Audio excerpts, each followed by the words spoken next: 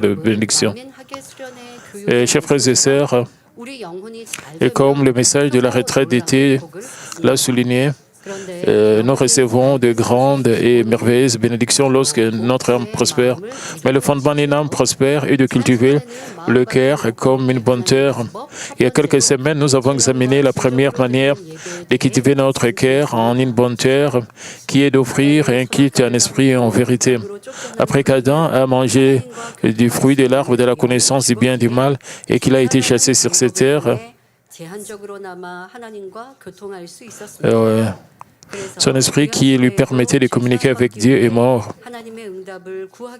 À partir de ce moment-là, la communication avec Dieu a été limitée au sacrifice.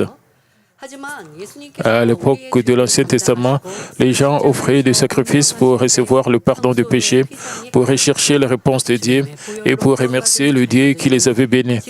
Lorsque Jésus prit, nos péchés expira sur la croix, la voile du temple fut déchirée et ceux qui furent sauvés par le précieux sang du Seigneur purent entrer directement dans le temple pour adorer, prier et communiquer avec Dieu. Pour communiquer avec Dieu, dans l'époque de l'Ancien Testament, les gens offraient des sacrifices. Mais nous sommes capables de venir à l'Église et de communiquer avec Dieu directement.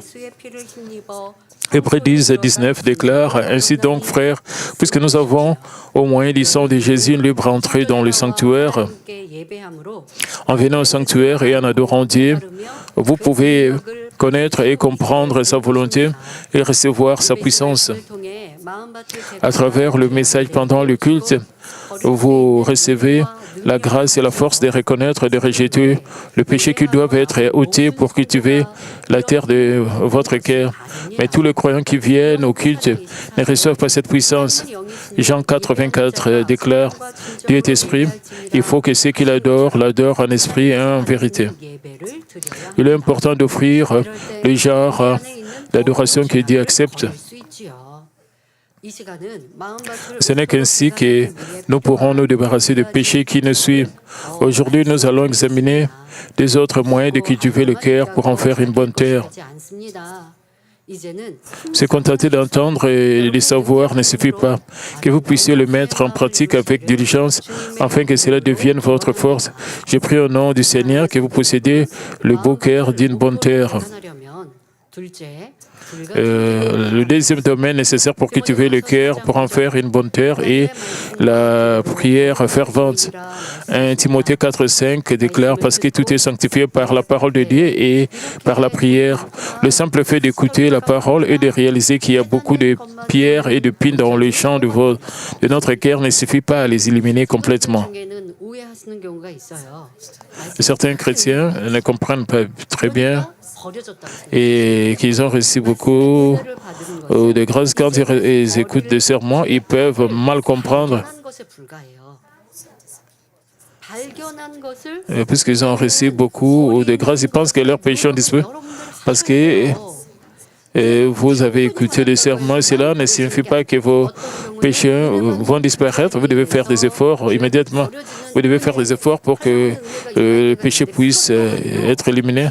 Il y a des moments où vous recevez beaucoup de grâce et vos péchés disparaissent.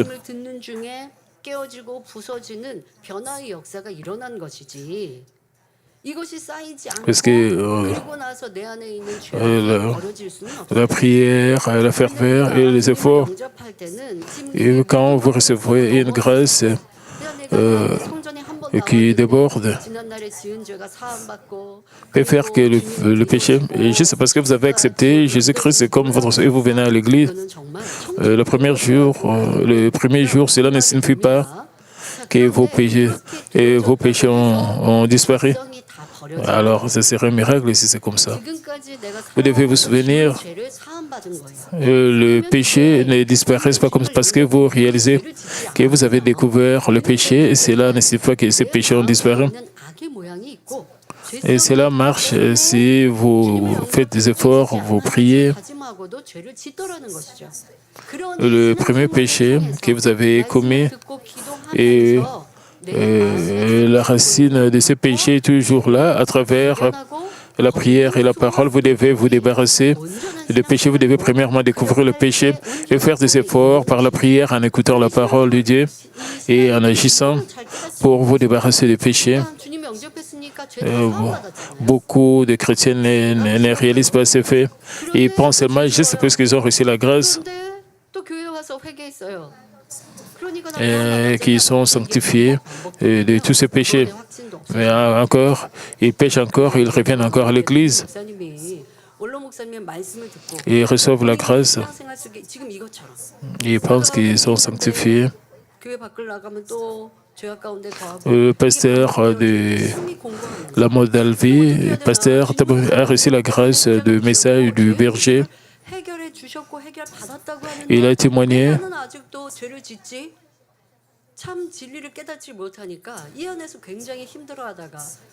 Il n'a pas réalisé pourquoi il continue à pécher. Il a compris que Jésus est mort pour nos péchés. Et bien qu'il se repentait, pourquoi mais à travers le message du berger, il a réalisé qu'il devait faire des efforts pour se débarrasser des péchés et pour se débarrasser aussi de la nature pécheresse. Et c'est pour cela qu'il pouvait continuer à courir jusqu'à aujourd'hui. Et une fois que nous découvrons nos péchés, nous devons faire des efforts.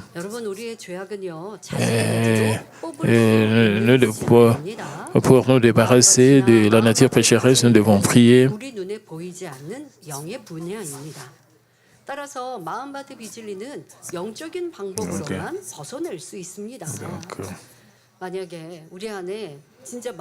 Et notre propre volonté ne peut pas non plus les éliminer. Le chant du cœur et les contre-vérités appartiennent au monde spirituel, invisible à nos yeux. Parfois, c'est facile pour vous de réaliser seulement les éléments physiques. Certaines personnes sont bonnes en faisant le travail physique pour être consacrés à Dieu à l'Église, mais le problème, ils ne font pas d'efforts pour se débarrasser des natures pécheresses qui est à l'intérieur du cœur que nous ne pouvons pas voir. Ainsi, quand vous priez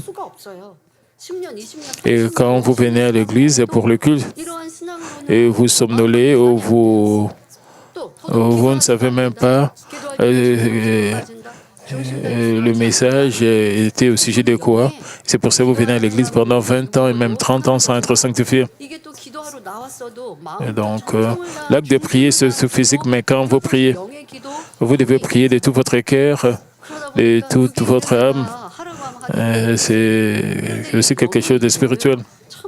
Beaucoup de gens sont capables de faire la partie physique, mais aussi la partie spirituelle. Cela demande aussi la partie spirituelle quand nous prions. Quand vous faites les efforts spirituellement, le Saint-Esprit vous aide. Et certaines personnes, vous n'êtes pas habitués à la partie spirituelle. Vous devez prier avec ferveur. Il y a encore du temps, vous pouvez commencer à partir de maintenant pour sortir comme des bons enfants devant Dieu.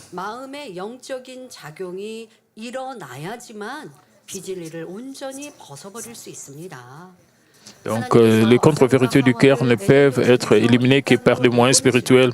Ce n'est que lorsque les œuvres spirituelles s'opèrent dans le cœur par la prière que ces contre-vérités peuvent être complètement rejetées. Lorsqu'Adam a envoyé Adam et Ève hors du jardin, dans ce monde, il a dit ce qui suit, c'est quand la culture humaine a commencé.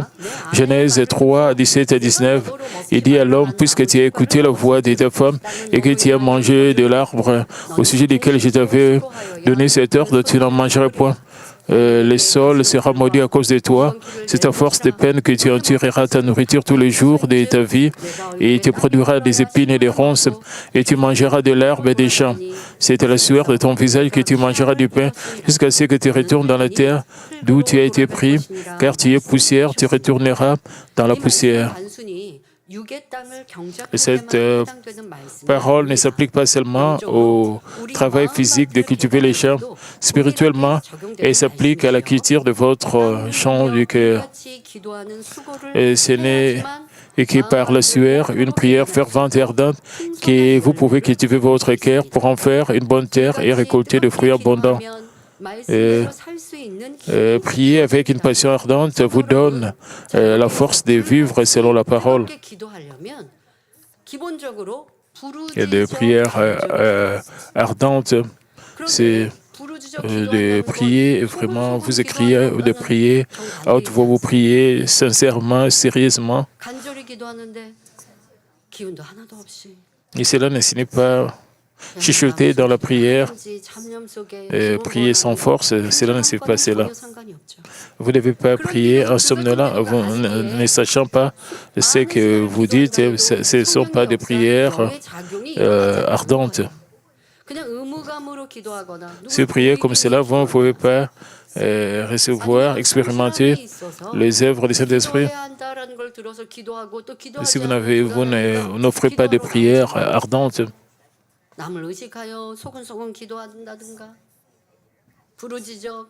et certaines personnes ne prient pas très bien et semblent instables parce qu'ils ne se sentent pas bien et ils répètent le même sans de prières ardentes. Le Saint-Esprit ne peut pas agir en votre faveur. Quand le Saint-Esprit agit en votre faveur,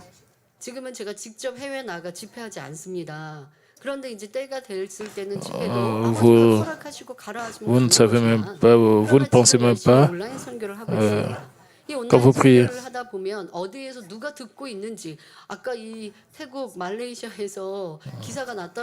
Et là, maintenant, nous nous concentrons sur l'évangélisation en ligne. Quand Dieu va m'envoyer pour des croisades, j'irai. Pour le moment, nous nous concentrons sur l'évangélisation en ligne. Et quand j'ai pris pour la mission mondiale, pour l'évangélisation mondiale, parfois c'est là, mais surpris parce que Dieu agit à travers ces plateformes en ligne. Il y a des gens de l'étranger qui reçoivent la grâce.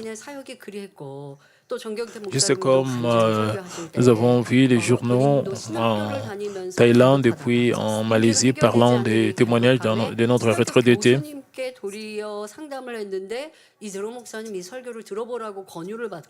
Et comme le témoignage du pasteur Kyung-tae Jang du Japon.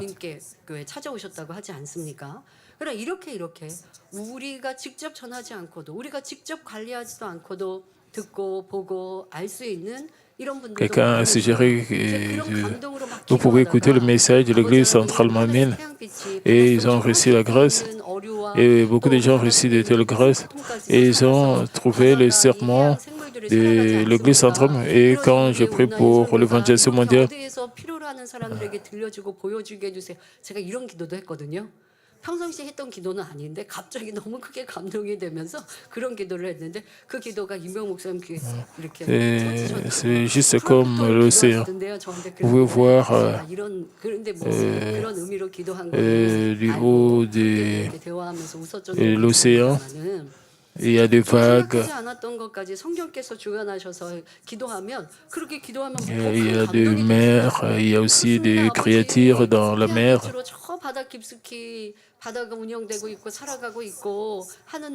C'est pas seulement ce que nous voyons sur la surface.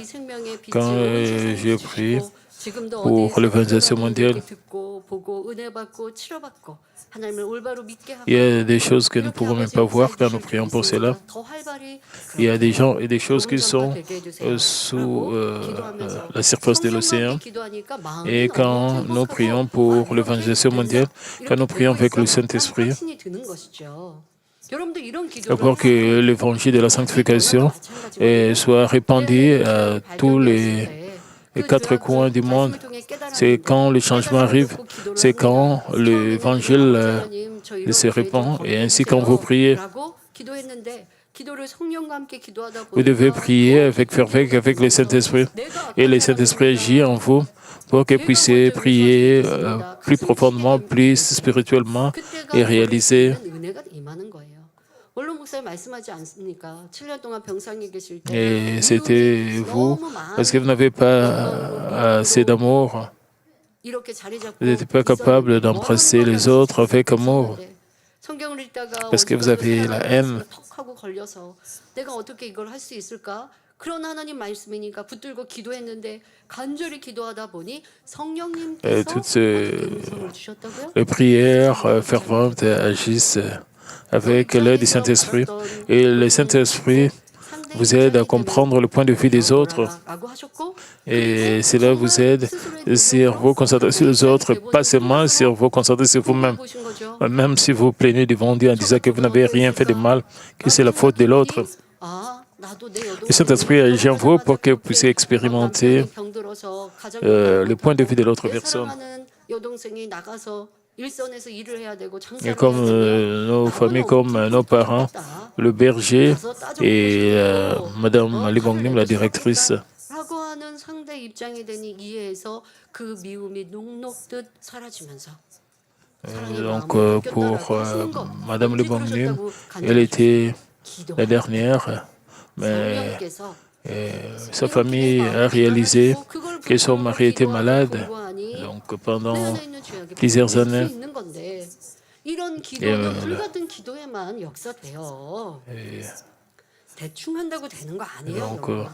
Et alors, le pasteur principal a réalisé le point de vue de sa belle famille et il a compris parce qu'il ne pouvait pas l'aimer parce que leur petite sœur souffrait. Et c'est le Saint-Esprit qui agit. Et il s'est débarrassé de la haine de cette manière. Il a réalisé. 회사에서 일을 해도 누가 알아주지 않아도 성실하게 일하면 나중에는 인정받고 열매가 나는 것인데 영적으로는 더합니다. Les gens ne peuvent pas vous reconnaître, même si vous travaillez plus que les autres, vous aidez les autres.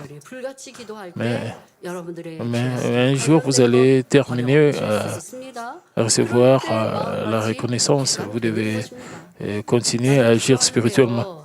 Si vous faites des efforts spirituellement, c'est ce moment-là que vous cultivez les champs de votre cœur. D'autres personnes disent que ils prient, mais que la culture de leur cœur est un peu lente, alors vous devez vous examiner. Ils disent que cultiver leur cœur est encore lent. Vous devez vous examiner si vous priez spirituellement ou si vous priez avec des mots vides ou bien des paroles vides. Vous devez être capable de penser au sujet de votre requête de prière. Vous devez être capable de vous souvenir de vos sujets de prière. Je prie que vous pouvez prier avec plus de ferveur et avec plus de diligence. Et comme notre Seigneur fait, quand nous cultivons nos cœurs, donc, en priant, les champs de votre cœur est cultivé en d'autres termes, le feu du Saint-Esprit fait fondre les pierres du sol rocaillé, brûle complètement les épines. Les racines des contre-vérités, celles de la nature pécheresse, sont détruites. Même les racines fines et profondes sont brûlées. C'est comme utiliser une pelleteuse pour dégager les rochers et appliquer de l'herbicide pour désherber et faciliter la culture. Si vous faites cela quotidiennement, à quelle vitesse votre champ du cœur sera-t-il cultivé? J'espère que vous prierez tous avec un cœur fervent et sans cesse. Ne serait-ce pas un gaspillage total d'interrompre la prière après avoir presque enlevé toutes les pierres ou presque arraché toutes les épines?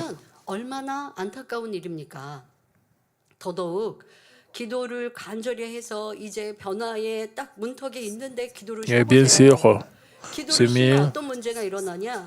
si vous avez juste reçu la transformation à travers la prière,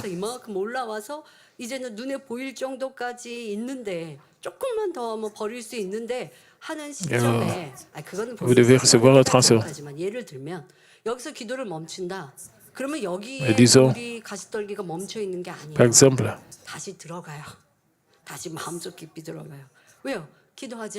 vous êtes au sommet, juste un seul pas. Mais si vous abandonnez, quand vous allez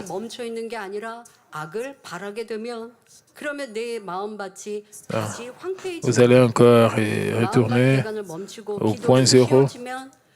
버렸던 내가 한 달 전에 이만큼 버려졌어 했던 데서 멈춰 있는 게 아니라 또 다시 그 마음밭은 Et si vous arrêtez à prier, si vous arrêtez de cultiver votre cœur, alors votre chant de cœur ne va pas rester le même. Donc il y aura encore des pierres, il y aura encore des épines, vous devez encore recommencer à zéro. Donc vous ne devez pas vous arrêter et cesser de prier. Si vous étiez créé depuis un certain temps, mais que vous ne priez pas, vous devez comprendre que vous ne cultivez pas votre chant du cœur. Vous ne pouvez pas recevoir aussi la reconnaissance de Dieu si vous ne priez pas comme ça. Le roi David, auquel beaucoup aspirent à ressembler, a subi de nombreux raffinements avant d'atteindre la perfection. Et pourtant, au long de ces périodes difficiles d'épreuve, David a toujours prié devant Dieu. David a confessé dans Psaume 145, 18, l'Éternel est près de tout ce qu'il invoque, avec sincérité. C'était à travers cette supplication sincère que David a pu cultiver un cœur tout entier, un cœur parfait. Lorsque vous désirez ardemment et priez avec ferveur pour cultiver votre cœur en une bonne terre, Dieu approchera de vous, Dieu vous donnera la force, la consolation, et il exaucera vos prières. Que chacun d'entre vous puisse supplier Dieu avec persévérance jusqu'à ce que votre chant intérieur soit entièrement cultivé et transformé en une bonne terre. Vous devez examiner, et si vous priez avec le Saint-Esprit, si vos prières vont vraiment vers le ciel, ce n'est pas seulement prier seulement pendant des événements spéciaux. Vous priez seulement quelques jours avec ferveur, mais d'autres jours de la semaine, vous ne priez pas avec ferveur. Quand vous priez avec ferveur, avec le Saint-Esprit, un jour, le second jour, vous devez vous souvenir de vos prières et vous devez prier encore avec ferveur les jours suivants. J'ai ressenti aussi la même chose pendant la prière spéciale de Daniel. Quand vous venez à la prière de la réunion de prière de Daniel, avant de venir, vous devez premièrement vous préparer pour la prière de Daniel pour que vous puissiez vous concentrer sur votre vie de prière.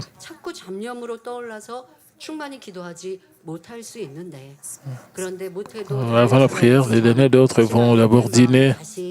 Mais avant de venir à l'église pour la prière de Daniel, avant de commencer la prière, vous devez vraiment vous examiner. Vous devez penser dans quel domaine vous avez de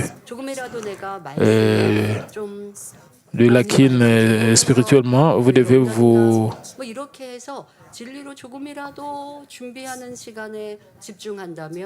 et peut-être vous allez lire la parole de Dieu avant pour que vous puissiez vous concentrer pendant la prière dernière pour que vous puissiez recevoir le fait du Saint-Esprit.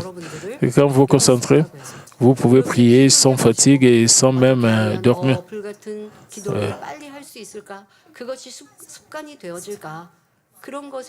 Et c'est de cette manière-là que vous pouvez prier avec ferveur. Vous pouvez vous concentrer. Chaque jour, vous pouvez prier avec ferveur. La troisième étape nécessaire pour cultiver votre cœur en une bonne terre consiste à faire des efforts pour vivre selon la parole. Adorer un esprit en vérité, prier avec ferveur, ce sont aussi des actes qui témoignent d'une vie conforme à la parole. Ce sont les actes d'obéissance les plus fondamentaux. Après avoir examiné l'état de votre cœur pendant le culte, vous devez entreprendre activement par la prière l'œuvre d'ôter les pierres et d'arracher les épines. Lorsque vous priez, ce qui importe le plus, c'est de cultiver votre transformation et la sanctification. Quand vous détestez votre péché, le mal, vous allez prier avec beaucoup plus de ferveur. Et quand vous priez avec plus, vous recevez la force de vous débarrasser des péchés qui sont en vous. Je suis sûr que beaucoup d'entre vous vont expérimenter la même chose.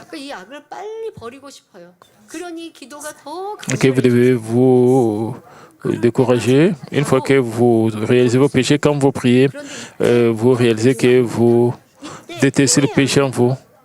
C'est ce moment-là que vous pouvez recevoir la force de vous débarrasser de ce péché. Quand vous recevez cette force de vous débarrasser de péché, vous devez agir selon cela. Vous devez faire des bonnes choses pour que le péché puisse disparaître. Et certaines personnes disent, quand tu s'élèves le lendemain, ils se souviennent des sujets de prière qu'ils ont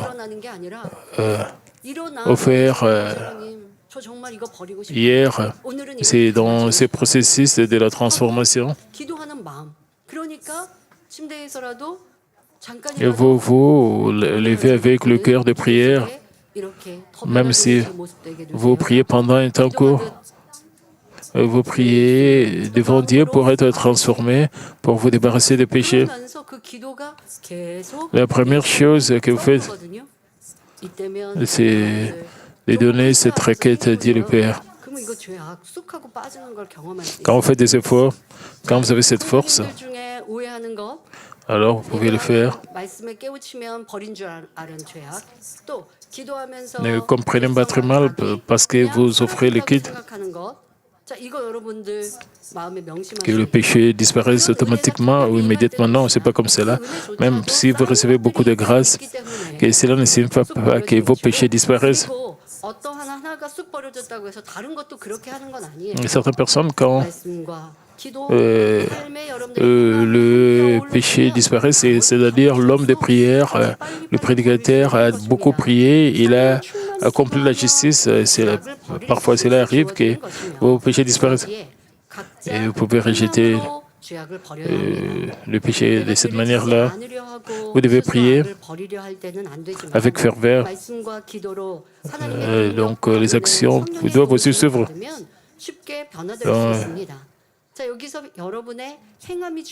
Donc, fondamentalement, vous priez avec ferveur pour cultiver les champs de votre cœur en priant. Les méchancetés qui Dieu vous demande de rejeter deviennent répugnantes à vos yeux et vous désirez les abandonner encore davantage. La prière fervente vous donne aussi la force de rejeter le péché. C'est alors que vos actions doivent suivre. Certains croyants se méprennent pensant que le simple fait de prier fera disparaître la nature pécheresse et le mal. Mais lorsque vous priez, rempli du Saint-Esprit, vous recevez la force de rejeter le péché. C'est ensuite par vos propres actions et vos efforts que le péché est éliminé. Quand vous essayez par vous-même de ne pas pécher ou de rejeter le mal, vous échouez souvent. Mais lorsque vous êtes rempli de la parole et de prière, recevant la puissance de Dieu, sa grâce et l'aide du Saint-Esprit, la transformation devient plus facile. C'est là que vos actions sont essentielles. Si vous avez compris la parole disant rejeter la haine et d'aimer et que vous avez prié avec ferveur, alors vous devez aller jusqu'au bout en posant des actes concrets de rejet de la haine, de service et d'amour. Et ces actions peuvent inclure transformer des pensées négatives envers quelqu'un en compréhension et pardon, et cesser les commérages, parler positivement des autres, leur offrir un café ou initier une conversation bienveillante. En posant ces actes, la haine peut être chassée et la bonté et l'amour prennent place, ce qui aide à transformer rapidement le cœur en bonne terre. Une fois que vous recevez l'inspiration de cet esprit, vous priez avec ferveur, vous vous examinez et vous réalisez, c'était vous qui étiez sans amour. C'est pour cela que vous sentez la haine dans votre cœur. C'est comme le Dieu chrétien.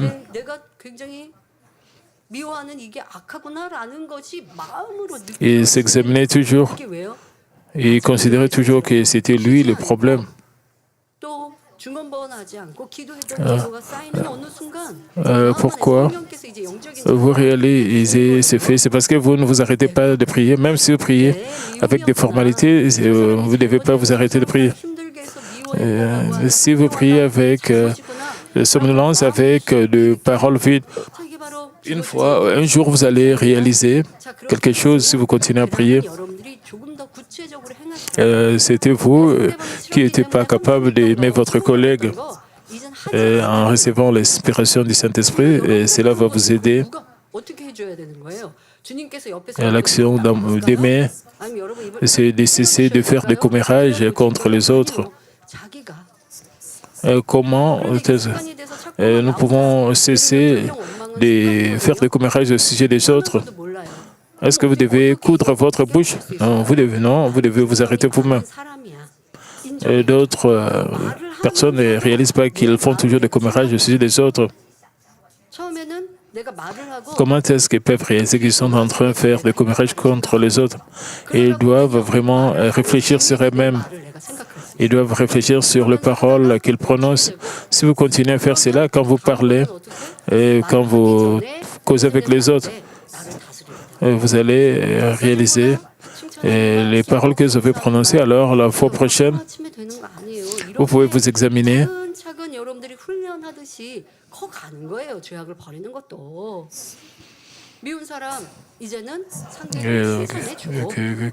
Que vous allez commencer à plus prononcer de bonnes paroles sur les autres, plus qu'au lieu de faire des commérages.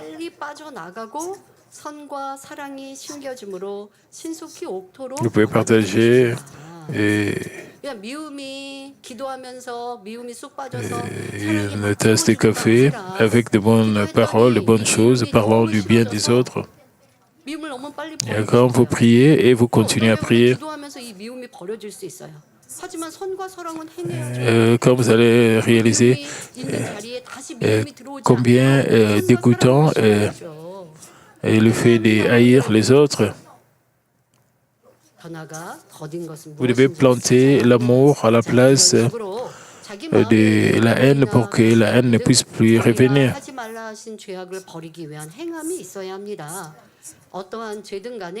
Il est essentiel de passer à l'action pour rejeter le péché, tout comme on enlève de pierre les épines des champs de son cœur. Chaque personne est guidée par le Saint-Esprit en cherchant assidûment la vérité, en fournissant des efforts, cela peut s'accomplir.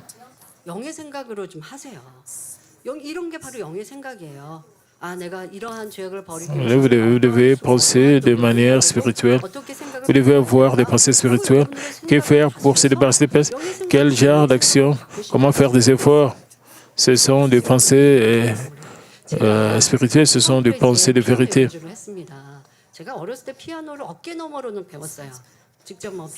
C'est pas après. Il y avait une performance où j'ai utilisé le piano. Je n'ai jamais pris des cours de piano. Je n'ai pas pris des leçons.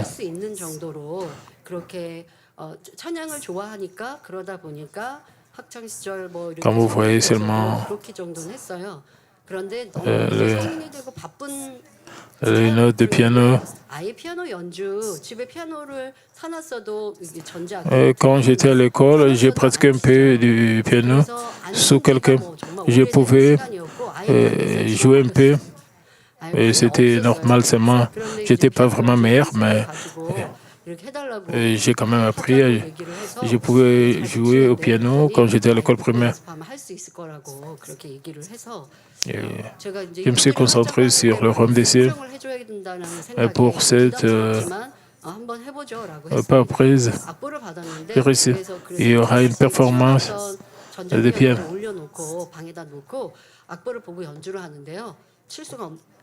J'ai mis un piano dans ma chambre, j'ai essayé de pratiquer dans ma chambre. Ça fait longtemps que j'ai joué au piano.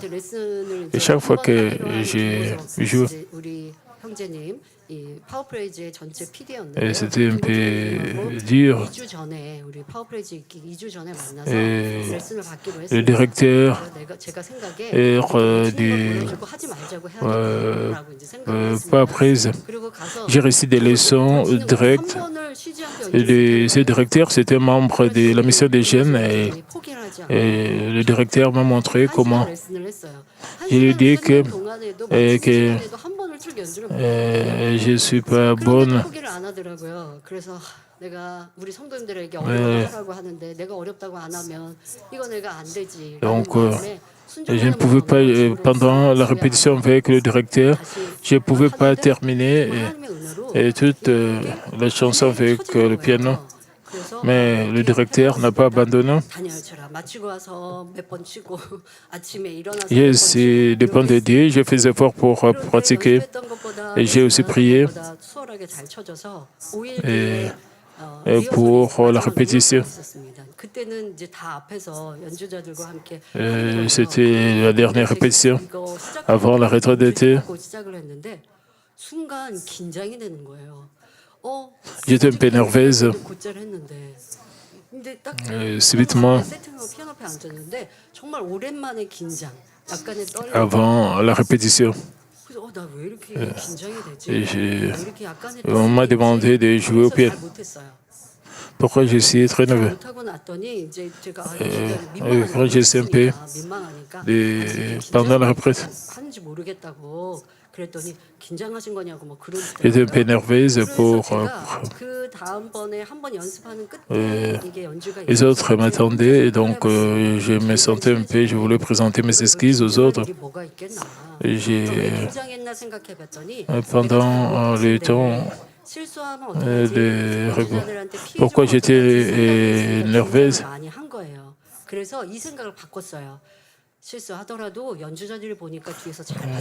pensais à ce qui arriverait si je commettais une erreur, si je ne pouvais pas bien jouer pour la performance. J'ai changé mes pensées en de bonnes pensées et je me suis dit,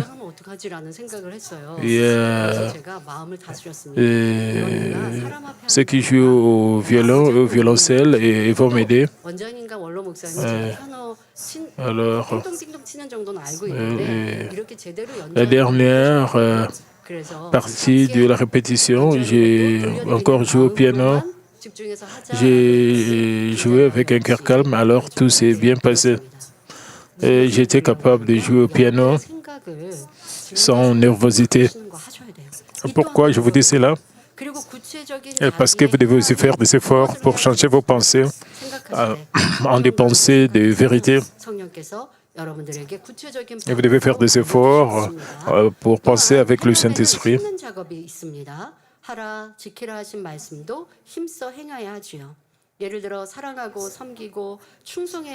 À travers les sections,